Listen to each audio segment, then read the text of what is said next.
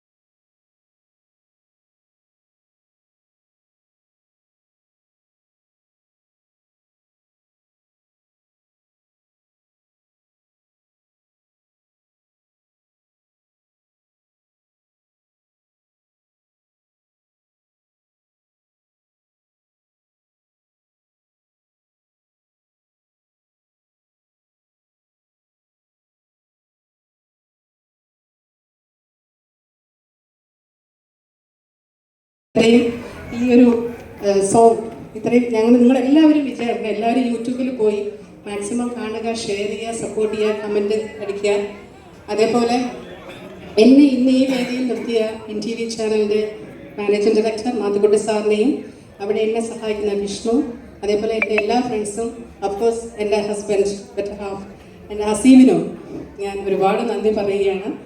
അപ്പോൾ ഈ അവസരത്തിൽ എല്ലാവരും ഞങ്ങളെ സപ്പോർട്ട് ചെയ്യണം. നല്ല സ്ഥലം പോലെ താങ്ക് യു സോ മച്ച്.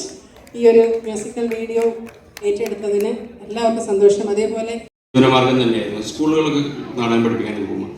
അപ്പോൾ എപ്പോഴും അവിടെ ചെല്ലുമ്പോൾ കുട്ടികളുടെ മാതാപിതാക്കളോട് നമ്മൾ ചോദിക്കുന്നുണ്ട്, ഈ സാറേ മാഷേ, നമ്മൾ ഈ കുട്ടികളെ നാടകം പഠിപ്പിച്ചില്ലെങ്കിൽ പാട്ട് പഠിപ്പിച്ചിട്ട് ചിത്രം വരയ്ക്കാൻ പഠിപ്പിച്ചിട്ട് എന്താ കാര്യം, ഇതുകൊണ്ടൊരു ജോലി കിട്ടുമോ, ഇതൊരു ഉപജീവന മാർഗ്ഗമൊക്കെ ആവുമോ എന്നൊക്കെ ചോദിക്കാറുണ്ട്. അപ്പോൾ നമ്മൾ പറയേണ്ടത് ഇതൊരു ഉപജീവന മാർഗ്ഗമാവുമെന്ന് സംശയമാണ്. കാരണം നമുക്ക് തന്നെ ഇതുകൊണ്ട് വലിയ ജീവിതമൊന്നും നടക്കില്ല. എങ്കിലും നിങ്ങളുടെ കുട്ടി ഈ ഇത്തരം സർഗാത്മക പ്രവർത്തനങ്ങൾ കൂടി കടന്നു പോയി കഴിഞ്ഞാൽ നാടകം പാട്ടുപാടുക, ചിത്രം വരയ്ക്കൊക്കെ അധികം വലുതായിട്ട് എന്തെങ്കിലും ആവുമല്ലോ. മാഷാവും, ടീച്ചറാവും, സിനിമാ നടനാവും, സംവിധായകനാവും ഒക്കെ. നിങ്ങളുടെ കുട്ടി നിങ്ങളുടെ സഹജീവിയെ അല്ലെങ്കിൽ മറ്റൊരു മനുഷ്യനെ കൂടുതൽ നന്നായി മനസ്സിലാക്കുന്ന, അവനോട് കൂടുതൽ എന്താ പറയുക, അവനോട് അനുകമ്പയോടുകൂടി പെരുമാറുന്ന ഒരാളാണെന്ന് പറയും. അപ്പോൾ കല മനുഷ്യ മനസ്സിനെ കറുപ്പിനെ മാറ്റാനുള്ള ഒരു ഉപാധിയാണെന്ന് പറഞ്ഞിട്ടുണ്ട്. അപ്പോൾ അത്തരം ഒരു വലിയൊരു പ്രവർത്തനത്തിനാണ് അദ്ദേഹം ഏർപ്പെട്ടിരിക്കുന്നത്. അതുപോലെ തന്നെ അദ്ദേഹം ഒരു സ്കൂളും നടത്തുന്നു. വളരെ സന്തോഷം. കൂടുതൽ മറ്റൊരു മേഖലയിലേക്ക് കാൽവെക്കുകയാണ്. വരും കാത്തിരിക്കണം എന്നാണ് പറഞ്ഞിരിക്കുന്നത്. അപ്പോൾ ഏതൊരു സഹനടൻ ജയരാജ് വാര്യർ എടുത്താന്ന് പറഞ്ഞു. പക്ഷേ നായകൻ ഉപനായകനൊക്കെ ബാക്കിയാണ്. ഞാൻ ശിവജേട്ടനെ കൂടെ ഉണ്ട്.